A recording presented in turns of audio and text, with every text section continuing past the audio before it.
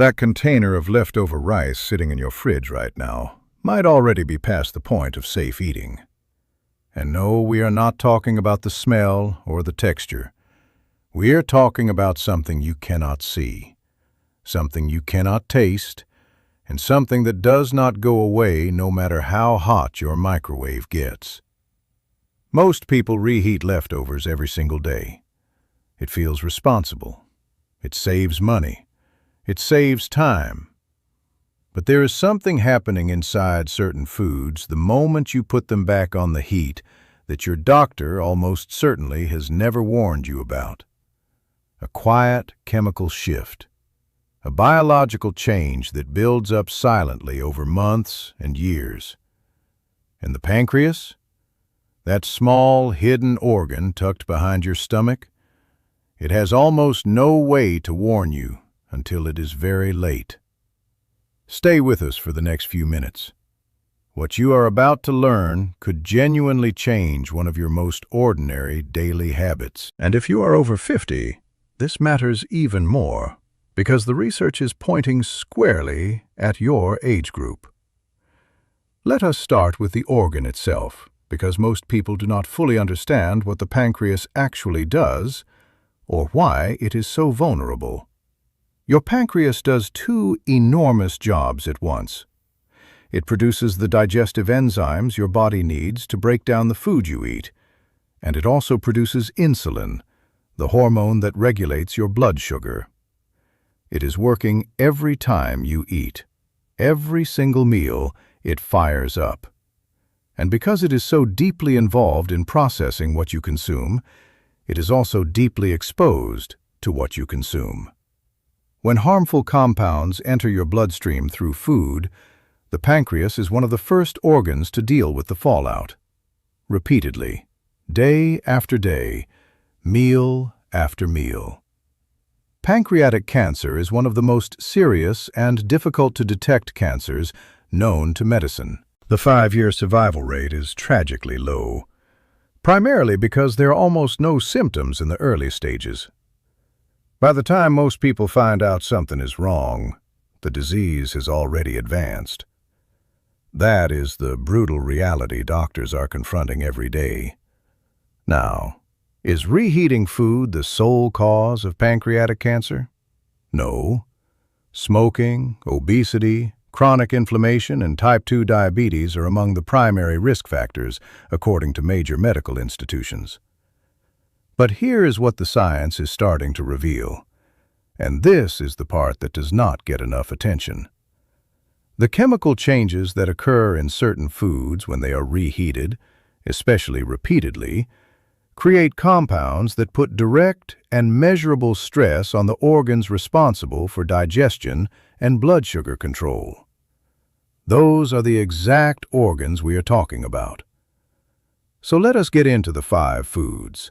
And pay close attention because some of these are going to surprise you. The first one is something almost everyone has in their refrigerator right now. Leftover cooked rice. Rice seems harmless. It is light. It is easy. It is one of the most common foods on the planet. But there is a bacterium called Bacillus cereus that lives in uncooked rice. When you first boil that rice, the bacteria are killed, but the spores, the dormant, nearly indestructible seed-like forms of the bacteria, survive. The moment that rice cools down and sits at room temperature, those spores wake up. They grow, they multiply, and critically, they produce toxins that are heat-stable. That means when you reheat the rice the next day, your microwave or stovetop kills the bacteria again, but the toxins they already produced, those stay. You are eating them. Now, the immediate effect is gastrointestinal distress, nausea, vomiting. But the deeper concern is what repeated low-level toxic exposure does to the digestive system over time. Chronic inflammation in the gut and digestive organs is one of the conditions most closely associated with pancreatic stress and dysfunction. The window you need to know is this. Rice should never sit at room temperature for more than 2 hours before being refrigerated. If it has been sitting longer, do not risk it. And rice should be reheated only once, not stored again and reheated a second time. That second round is where the risk compounds significantly. The second food is one that people over 50 often eat because they have been told it is healthy. Leafy greens, specifically spinach, kale, and similar vegetables that are high in nitrates. Here is what happens. These vegetables are loaded with naturally occurring nitrates, and that is not automatically a bad thing. Nitrates in fresh vegetables consumed as part of a balanced diet are actually associated with health benefits, including blood pressure regulation. But when those nitrates are heated, particularly at high temperatures, a portion of them convert into nitrites. Under certain conditions, especially in your stomach, in the presence of specific proteins, nitrites can convert further into nitrosamines. And nitrosamines are classified by the International Agency for Research on Cancer as probable human carcinogens. They are also the same class of compound found in processed meats, which we will come to in a moment. A key study published in 2025 in a peer-reviewed journal found that culinary processing, including reheating, meaningfully influences the concentration of nitrites in leafy vegetables. The levels produced in a single reheated serving are typically below what is considered the daily acceptable limit for adults. That is the honest truth, and we want to give it to you honestly. But the word typically is doing a lot of work in that sentence. If you are eating reheated leafy greens regularly, multiple times a week, over years, the cumulative picture looks different, especially for people whose digestive systems are already under some degree of stress, and especially when combined with the other foods on this list. Do not stop eating spinach and kale. These are genuinely nutritious foods. But eat them fresh whenever possible, and when you do cook them, avoid repeatedly reheating them. Cook what you will eat. The third food on this list is the one with the strongest and most established scientific backing for cancer risk. And for many people, it is a staple of weekly meal prepping. Processed meats. Bacon, sausage, deli ham, hot dogs. These foods already contain sodium nitrites as a preservative before you ever bring them home. When you fry them the first time, a portion of those nitrites converts to nitrosamines. When you reheat them, especially in a pan or oven at high temperatures, that conversion accelerates further. The World Health Organization's Cancer Research Arm, the IARC, classifies processed meats as Group 1 carcinogens. That is the same category as tobacco. Not because a single hot dog is as dangerous as a cigarette, but because the evidence of their cancer-causing potential in humans is considered sufficient and consistent across multiple independent studies. Now here is the part that connects directly to the pancreas. The pancreas is the organ that produces insulin in response to the food you eat. Processed meats tend to be high in saturated fat, high in sodium, and they create a significant metabolic burden every time they are consumed. Chronic inflammation, insulin resistance, and high saturated fat intake are all recognized contributors to pancreatic disease and, over time, to pancreatic cancer risk. Reheating these meats does not make them safer.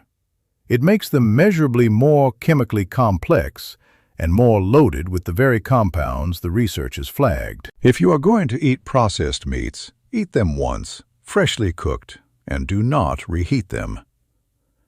The fourth food is one that probably surprised researchers as much as anyone when the data started coming in. Reheated vegetable oils, or more precisely, foods that have been cooked in oil that has been heated and reheated multiple times.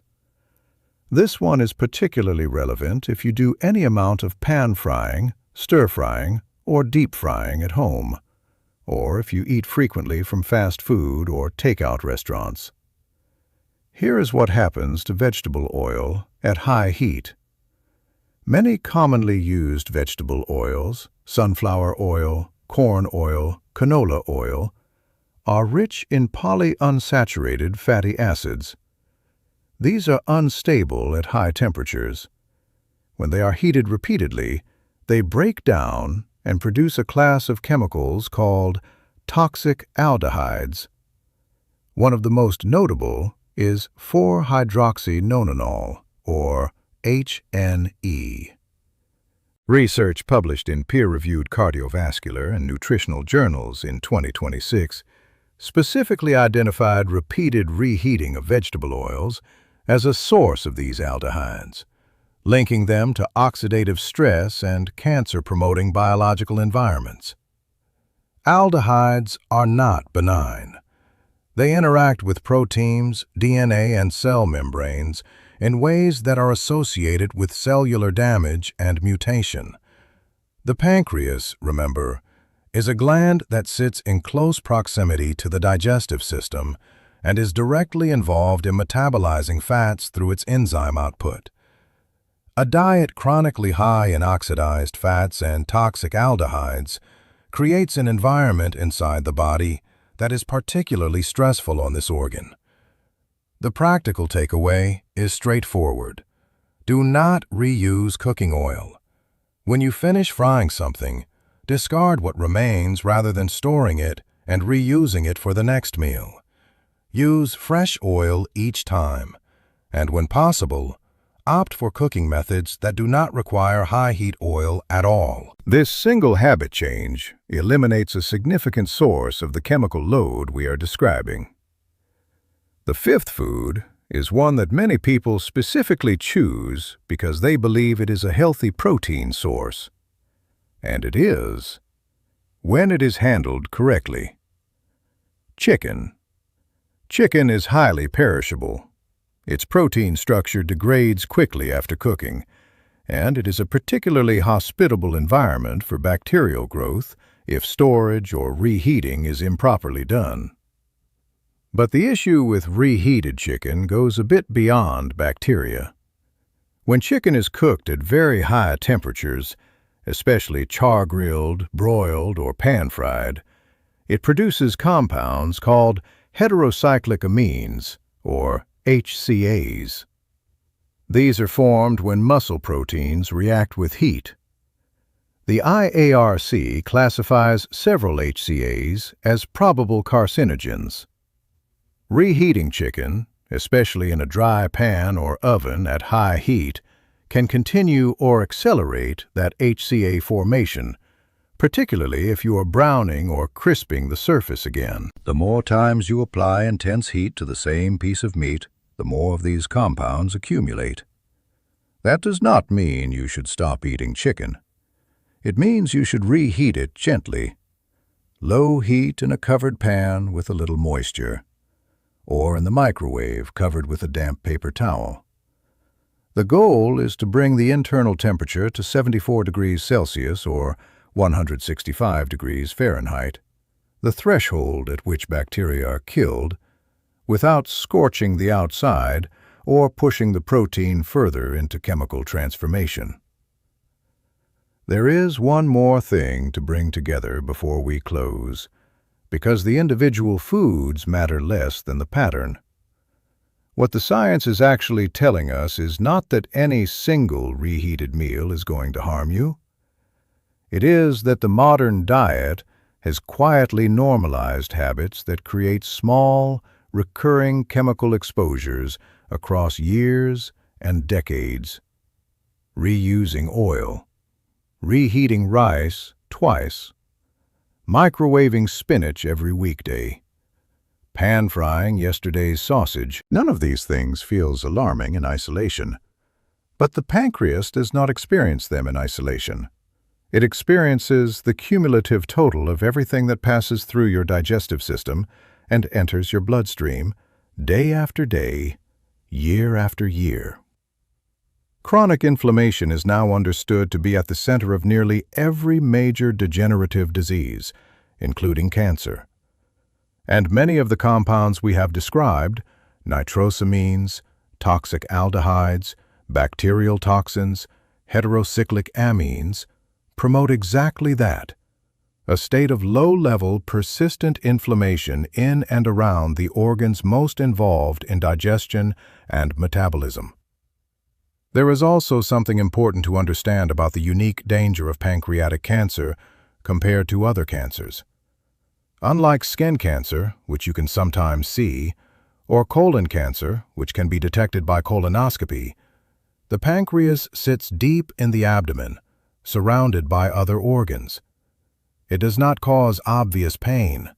It does not produce a lump you can feel. The early warning signs, a subtle change in digestion, a mild and vague discomfort after eating, slight unexplained weight changes, are easy to dismiss or attribute to something else entirely.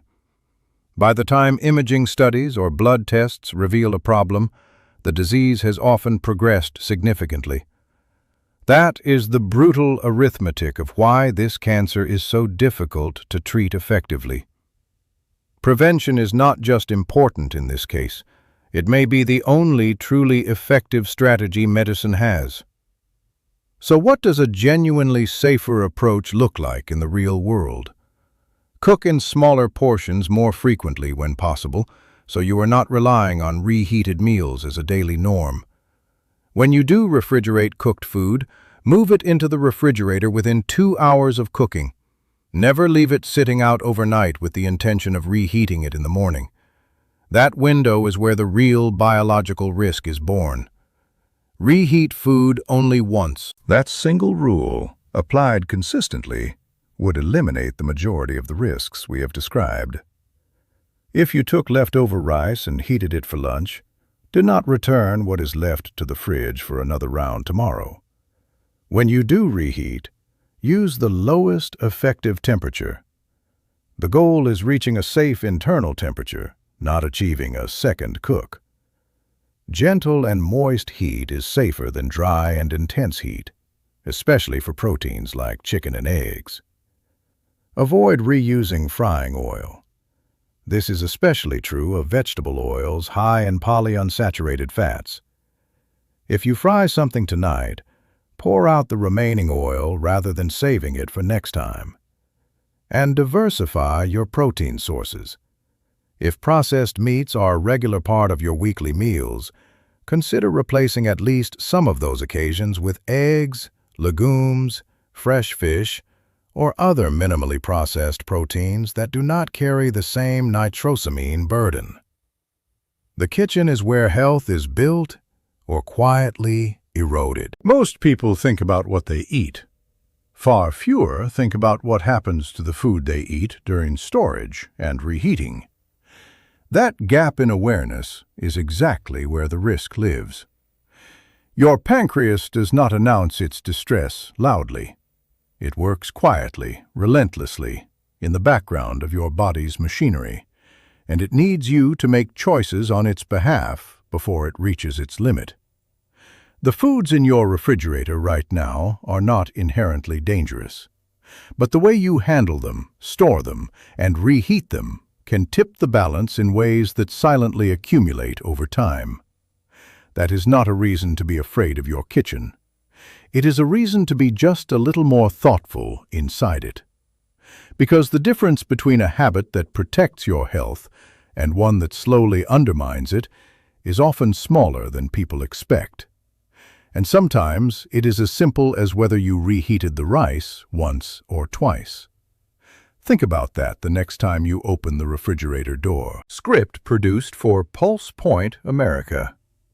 Medical claims are grounded in peer-reviewed research, including findings from IARC, NHS, NIH, and published studies in Foods 2023, PMC 2025-2026, and the Journal of the American College of Cardiology, 2026. This content is for educational purposes and does not replace personalized medical advice.